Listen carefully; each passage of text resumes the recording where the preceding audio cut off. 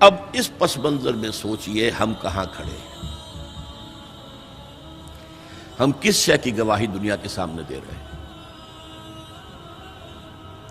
ہمارے تو انفرادی معاملات بھی بہت پست ہیں، ہمارے تو معاملات آپس کے غلط ہیں،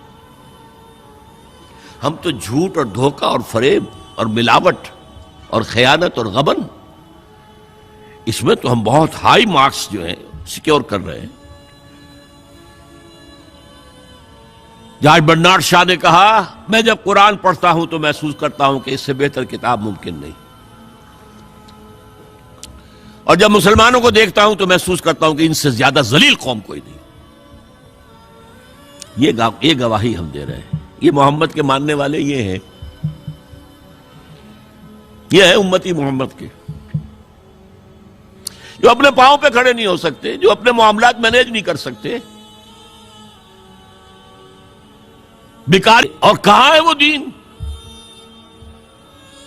کوئی ایک ہی دنیا میں دکھا سکتے ہو کہ یہ ہے دین؟ آؤ see with your own eyes, this is دین الحق۔ یہ جو میں نے آپ سے کہا تھا نا، یہ بڑی نازک ذمہ داری، بڑی نازک، اس کا ایک اندازہ آپ کو ہو جائے گا خطبہ حجۃ الوداع سے۔ حضور نے جو خطبہ دیا، اور وہ عظیم ترین خطبہ ہے تاریخ انسانی کا، آخر میں موٹی موٹی باتوں کو پھر دہرایا۔ دیکھو عورتوں کا خیال کرو، عورتوں کے حقوق ادا کرو، دیکھو غلاموں کے ساتھ نیک سلوک کرنا، جو بھی تھی۔ پھر آپ نے ایک سوال کیا، الا هل بلغت، لوگوں میں نے پہنچا دیا یا نہیں؟ 1.25 لاکھ کا مجمع تھا،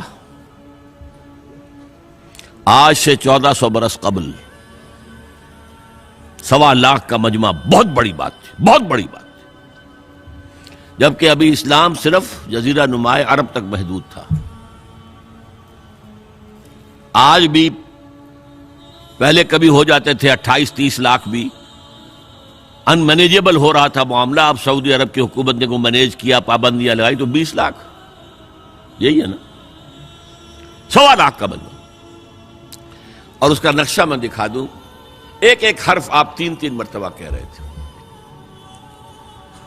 داہنی طرف رخ کر کے کہا، وہ سنا، پھر مکبر کھڑے ہوئے ہیں، اس نے سنا اور آگے پہنچایا، اس نے سنایا آگے پہنچایا۔ لاؤڈ سپیکر تو تھا نہیں، کوئی پبلک ایڈریس سسٹم تو نہیں تھا۔ پھر آپ نے سامنے رخ کر کے وہی بات فرمائی، پھر یہاں سامنے کھڑے ہوئے لوگوں نے پہنچایا، پھر بائیں طرف رخ کیا۔ اسی لیے ہر جملے کو، ہر بات کو آپ نے 3 دفعہ کہا، الا هل بلغت، میں نے پہنچا دیا یا نہیں؟ اور عام عادت صحابہ کی یہ تھی کہ اول تو حضور کے سوال پر خاموش رہتے تھے کہ واللہ ورسولہ عالم، یا اگر جواب دیتے تھے تو فرط ادب سے بہت مختصر جواب۔ وہ چلبلے قسم کے شاگرد جو ہوتے ہیں، جو استادوں کو بھی پڑھانا چاہتے ہیں، صحابہ کرام اس طرح کے نہیں تھے، اپنی لیاقت اور ذہانت کا روب جو ہے اپنے استادوں پر گاٹھ دیں۔ وہاں تو یہ تھا کہ ایک بات جواب، یہاں 4 جواب دیے ہیں صحابہ نے۔ انا نشہد انک قد بلغت الرسالۃ وادیت الامانۃ ونصحت الامۃ وکشفت الغمۃ۔ 3 مرتبہ حضور نے کہا الا هل بلغت، اور 3 مرتبہ جواب آیا انا نشہد انک قد بلغت الرسالۃ وادیت الامانۃ ونصحت الامۃ وکشفت الغمۃ۔ اے نبی، ہم گواہ ہیں، آپ نے حق رسالت ادا کر دیا، آپ نے حق امانت ادا کر دیا۔ یہ قرآن تو ہمارے لیے اللہ نے نازل کیا تھا نا، آپ کے پاس تو امانت تھی۔ آپ نے امت کی خیر خواہی کا حق ادا کر دیا، آپ نے ہر قسم کی گمراہیوں کے، اندھیاریوں کے، اندھیروں کے پردے چاک کر دیے۔ 3 دفعہ یہ جواب لے کر انگشت شہادت سے اشارہ کیا آسمان کی طرف، پھر لوگوں کی طرف، اللہم اشہد، اللہم اشہد، اللہم اشہد۔ اے اللہ تو بھی گواہ رہے، یہ مان رہے ہیں کہ میں نے پہنچا دیا۔ They can't sue me in your court on the day of judgment۔ یہ میرے خلاف استغاثہ نہیں لا سکتے کہ میں نے پہنچانے میں کمی کی ہے، یہ مان رہے ہیں کہ میں نے پہنچا دیا۔ اٹ واز دی سائی آف ریلیف، جس کو کہتے ہیں 23 برس کی محنت شاقہ۔